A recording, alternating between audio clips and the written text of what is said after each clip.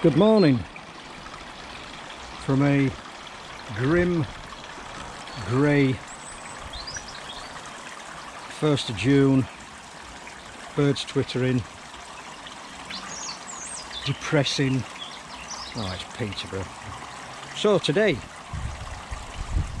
just trying to rest up as people do when they've got a bad back. I've pulled my SI joint, old injury, don't ask. Over the past few days we've noticed a little mark on the Shinoda Hyutsuri, right in its head. Now that mark was in Tim's holding tank, but it's got a bit bigger. Now it could have been a knock. Tim said it could have been a knock. I had no concerns over its condition anyway, but it's just got slightly bigger. And then I was thinking, is it some kind of ulcer? I didn't really know, so I thought I'd have a look. I'd get the fish out, fold it up. Sorry, I missed that one. But it's very, very difficult to see.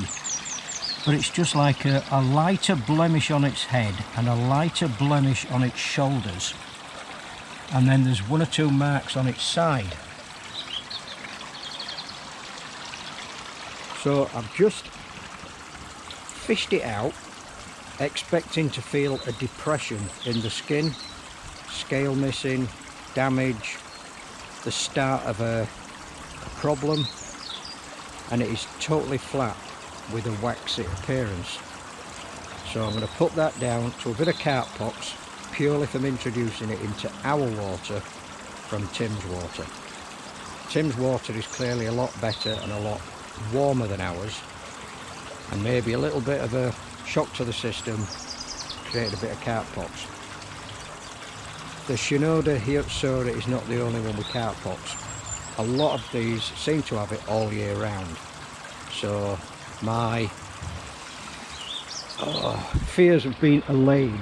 On top of that, with it being a female, and it's that time of the year, ladies and gentlemen, it's had a battering since it came in. It's been knocked uphill and down dale, and not in a romantic way. So we've got one or two large females that have been getting a lot of interest from the males. Could that have something to do with it? I don't know. But going back to what I previously said, waxy appearance, I think it is. The water at the moment is a little bit murky, because I've just done a huge spring clean with the Oazi vac, which is an absolute beast. I'm surprised it didn't lift the fiberglass off the floor. So I might put a little bit of clay in there. I'll just show you the product that came out. Pipes everywhere drying off. Filters, coarse nets, fine nets, pump filters drying off. This is now going to be our workshop. That's my latest project when my back gets better. So after vacuuming a 2,800 gallon pond, this was in the coarse filter, this portion, a little bit of food in there, and this was in the fine filter, which is in a bag for the return to the pond. The first time I tried it out, I didn't put the bag on, I didn't put the pipe over the pond, and started emptying the pond at high speed. And that wasn't good for the soul. So, spring clean.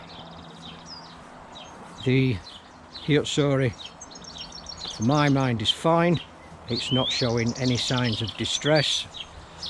I think we've got flukes yet again. Noisy birds in that bush. I think we've got flukes yet again. One or two are having a lazy flick, but nothing repetitive. So I'm going to just watch them for the moment. Let's have a look in the garage.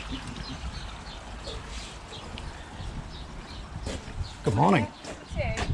Sorry? Number 2. Yes, it is number 2. I'll take it, please. Yeah. That's a lovely post lady on telly. There you go. Thank you very much. Thank you. How pleasant. Something for cat. I think it might know what this is. There you go. Thank you. Hello. Cat says good morning. Good morning. And Cat's going. She's baking a cake. So I can't stop her from baking a cake. So back to the Oasis. All the pipes are clean. I used this bit of equipment rather than this because I didn't want to scrape too harshly the bottom of the pond. This, I cannot express my happiness over how powerful that is. Yes, it's a bit expensive. If you use it quite regularly, yeah, it's not expensive, but highly recommended. Like I said earlier, I didn't know what we were going to be up against, so got all my paramedic koi kit out, and thankfully don't have to use it, so I can pack that up. So that's only just a short section. Can't really seem to add anything else apart from I'm just drying everything.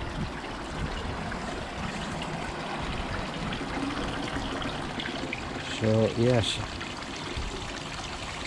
the veg filter has been unsuccessful. It doesn't seem to want anything to grow in that.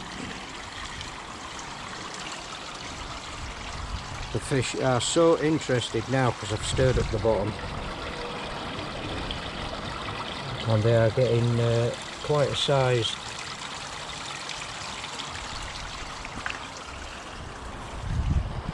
So just look in this veg filter.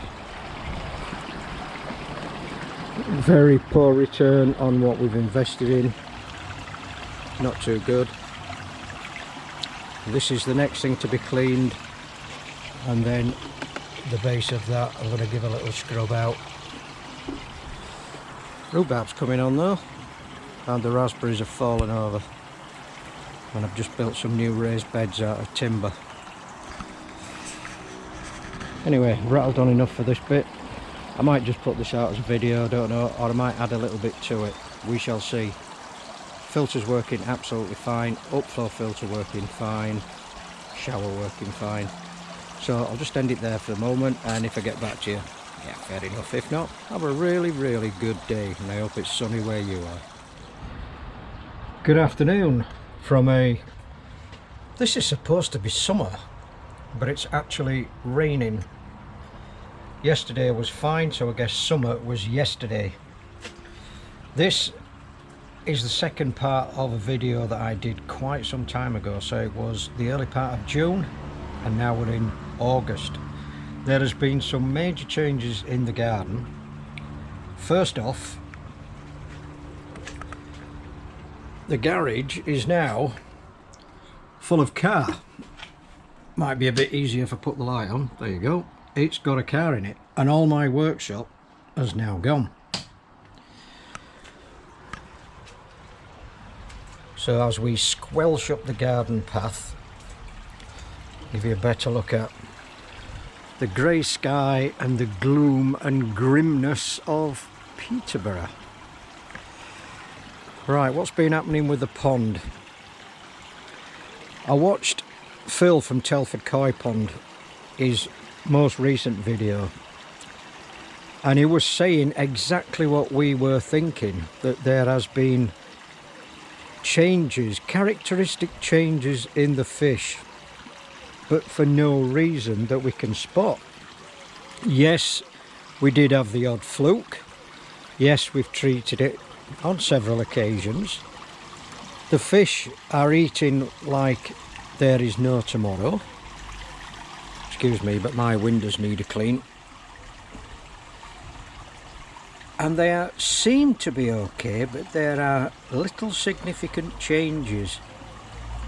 One of the fish has got the slightest damage just on its flank. Apart from that, everything else is fine. They have been doing a lot of chasing around, but I just can't put my finger on it. So it's the same as Phil from Telford Koi Pond. We've increased the flow to the veg filter and decreased the flow from the little fountain there, the little waterfall, and the plants seem to be a little bit more cheerful, so I'm quite happy with that. Completely stripped down everything and jet washed it out just in case we did have a parasite problem, and everything seems to be tickety-boo. So we'll just start at the top end. First off, some people in the know might know, but there's been a big interest in my big stuff. So just for those people that are unaware, so there's a plug, a peg, a fuse, padlock, tape measure, which have now changed into a man cave table. Put a glass top on it, so I'm quite happy with that. A key, and another key, and a guitar, forget that, and a pencil. And I had a chance discussion with Peterborough Telegraph. They sent out a photographer, the lovely David Lowndes, who took some photographs excuse me, and 24 hours later I got an email message from WGN9 News in Chicago, Illinois. That's the United States apparently, and they want to do a interview with me this Friday, and we're currently on Tuesday, so looking forward to that. Anyway, that's by the by. We'll move further down the garden just to see what has transpired, bearing in mind that there's been a 2-month difference between the last video to this video. You will probably recall Kat's shed put over to one side because it was in the way, so I'll just show you Kat's shed as it was. So that's Kat's shed. That's completely empty and ready for taking apart because my next door neighbour wants it. But now I've got this, and this is my new man cave, workshop, whatever we want to call it, or as my grandkids call it, Grandad shed. This is a complete mess inside, but I'm working my way through it. So this bit is sort of alright, this bit is sort of, and this bit is a complete mess. So this is my job over the next few days, is to tidy all this up and make it into a functioning workshop so I can do more big stuff. And I'm really happy with that. There's no lighting in here at the moment, but the power's on. So that's what's been happening in the world of Stephen Cat. Cat has got my old shed, which is jazzed up with nice things. And then round the back, put a barrel in. Can't believe it's raining. This is just ridiculous. And just piles and piles of wood. So back to the pond. Pond is running really well. I did mention the veg filter has picked up, and that's doing a lot better from the earlier part of this video. The Hyutsuri from Shinoda is doing really well, and it keeps having on and off patches of, oh there it is, patches of pox, but it hasn't put it off at all. It's still eating well, growing well. It's just a bit of an unusual situation. We shall have to just monitor it and see how it goes. The bottom pond has a lot of shenanigans going on.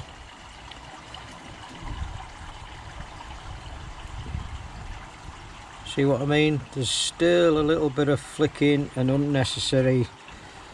Oh, look what I've spotted. A little bit of damage on that Goromo. That'll have to be fished out, and I'll have to check that out. That's not good. Right, that'll be my first job after this video then. So there we are. just when I thought everything was going all right, the world and life throws you a curveball. So in the meantime, I'll still continue to get wet. I'll fish that Goromo out and give it a good checking over. So look after yourself, and I'll catch you on the next one. Bye. So would you believe it's raining? So thank you for sticking around. I know it's been like half a millisecond, but an addendum to this video, I just took out a couple of fish that had I wouldn't say significant wounds, but there were wounds that needed to be looked at. My Goromo, absolutely gutted, but it's a wound all the same. Treated with the koi paramedic kit. Thought I'd lost it at one point, but stuck with it, and it's now back in the pond swimming around. And as soon as it went back in the pond, it got too much attention. As soon as it went in, make your own mind up about that. And then the second one was one of the Shusuis. I don't know if I can see it now, but that had quite a small wound that I've noticed for about 2 weeks. And although it was looking better, I thought, while I've got all the equipment out, I may as well deal with it. So the Goromo and wherever the Shusui is, this one, the other side of that, if it just turns round, you might just be able to see that dark area. That's now tamadine. So it's been tamadined. I've now treated the pond with chloramine T. I did 3 scrapes and found absolutely nothing at all. So this might be a help for Phil, Telford Koi Pond. So all I can put it down to is potentially a bacterial problem. Touch wood, find some wood. I don't want to lose any fish, and I understand people have been losing fish all this season. Stood on a slug, sorry. It did try lift me, but it failed. So yeah, I want to try and get on top of it as soon as I can. So I've taken the floss out of the shower, turned the UV off, treated with a recommended dose of chloramine T. I'll revisit that in, I think it's 3 days. So I'll give it another dose, and I think it's 3 times 3. Don't quote me on that. I'm trying to remember what was on the packet. So that's, I'll say this is the end of the video. I'm not going to blurb on any longer, and thanks for sticking with me. So hopefully I'll put something out on Friday after I have my interview in Chicago. Well, I wish I could go to Chicago, but perhaps not. Anyway, stay safe, stay dry, pray for sun. It might happen, maybe happen where you are. Certainly not in Peterborough. Stay safe, bye bye.